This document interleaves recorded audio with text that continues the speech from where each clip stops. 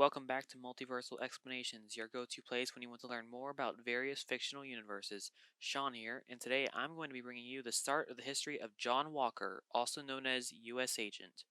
John Walker, born and raised in the town of Custer's Grove, Georgia, grew up idolizing his brother Mike, who was a U.S. Army pilot. Unfortunately, Mike was suffering from severe PTSD, and one night, drunk out of his mind, he nearly burned down their home. Mike did end up saving his family, and later took his own life, though the younger siblings were told he was killed in action, and Walker, wanting to honor his brother's memory, enlisted in the U.S. Army. He served at Fort Bragg in North Carolina, but he felt he wasn't a hero like his brother, so he underwent the Power Broker process so he can compete in the Universal Class Wrestling Foundation, but he decided to become a hero at the advice of his agent. Walker, now Super Patriot, believed that unlike Captain America, he represented America's true ideals, and so he's assisted by three bold urban commandos in staging attacks and intimidating others. Super Patriot would end up fighting Captain America at a rally in Central Park, and then he kills a terrorist who had threatened to detonate a nuclear weapon in Washington, D.C. Steve Rogers would later retire from his status as Captain America as a result of the Red Skull's manipulation of the Commission on Superhuman Activities. This prompted Walker to adopt the mantle of Captain America, but he ended up twisting the ideals that Rogers stood for. One of the BUCs, Battlestar, became Walker's Bucky, while the other two BUCs became Left Winger and Right Winger.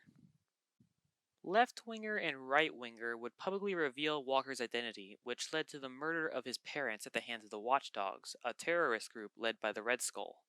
Walker, in his rage, killed most of the Watchdogs, then captured Left Winger and Right Winger and caused an accident that ended up horribly burning them and leaving them in comas.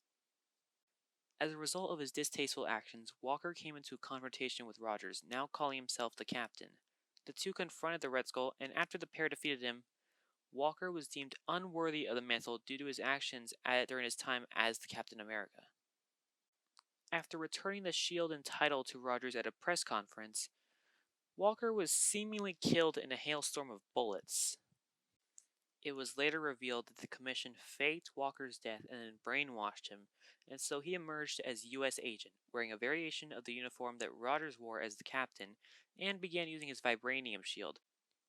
As a test to prove his strength, Walker was tasked with defeating an Ironmonger, and afterwards was assigned to the West Coast Avengers in order to keep an eye on the Vision. He would later end up rescuing his old friend Battlestar, and by this point, Walker was starting to recall his true past, overwriting the one the Commission had crafted for him. As an Avenger, Walker did not fare that well, and as he constantly butted heads with his fellow Avengers, and one day, Hawkeye decided enough was enough and decided to attack Walker, hoping to put him in his place. After a long and somewhat evenly matched fight, U.S. Agent came out on top. Iron Man would then tell Walker to learn to control himself as no one on the team wanted to work with someone that unstable. Walker didn't handle that well, so he responded by running off, telling him, "You can all go to blazes." Walker's instability would escalate until he nearly killed Spider-Woman. Before finishing her, he backed down, saying he doesn't care what she has done and that he will never take a life again if he can help it. Eventually, the West Coast Avengers disbanded, though a few members would be recruited by Iron Man for a new team known as the Force Works. Walker did not want any part in this new team, but his former teammate Scarlet Witch convinced him to join, calling him the backbone of the team and telling him this team needed to be run on military values. The U.S. agent will return with a new uniform as well as an energy shield, as Walker had thrown the original gear into the Hudson River after the West Coast Avengers had dissolved. Walker would later become the leader of the Jury, which was a team of corporate vigilantes under the control of Edwin Cord, owner of Cordco. Wearing his original U.S. agent uniform, but this time wielding an eagle-shaped shield, Walker led the Jury into taking down the Thunderbolts. However, they were defeated by the team and their new leader, Hawkeye. The Jury tried to take down the Thunderbolts once again, until the two united against the brute force and the soldiers of the Secret Empire. During his leadership, Walker was beaten nearly to death by Protocide, which resulted in S.H.I.E.L.D. outfitting him with an enhanced exoskeleton. Walker would end up leading yet another team, this time STARS, and on behalf of the government, He traveled to Texas so he could apprehend Piledriver for attempting to escape to Mexico and acting as international representative of U.S. interests. He later ended up recruiting a number of alien convicts for the fight for their freedom against the Kree and Ronan the Accuser. While Walker stalled Ronan, the Avengers stopped the latter's plan to use Ego the Living Planet as a weapon.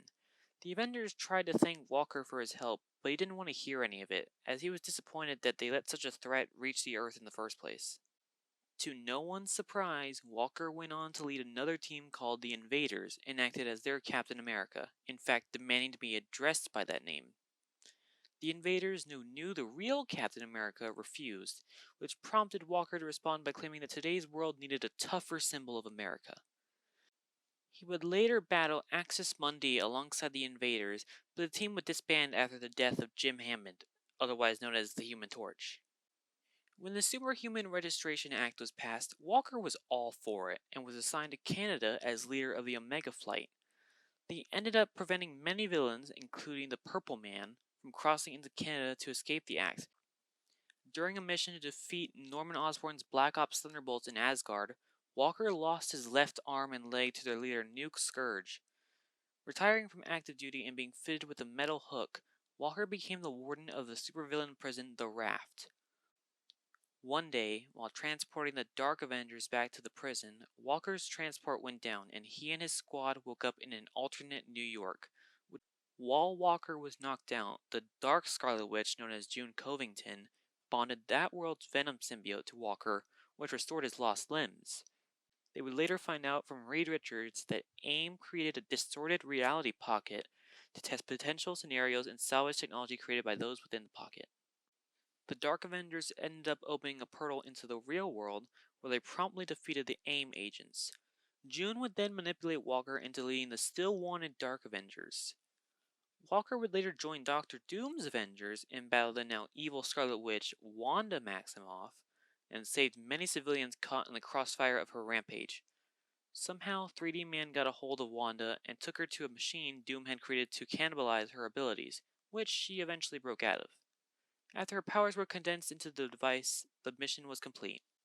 Several months later, Walker rejoined the US Army and was sent on missions to unknown locations in the Middle East to take down terrorist cells, and after a raid at a terrorist compound, he received a call from the US Senate.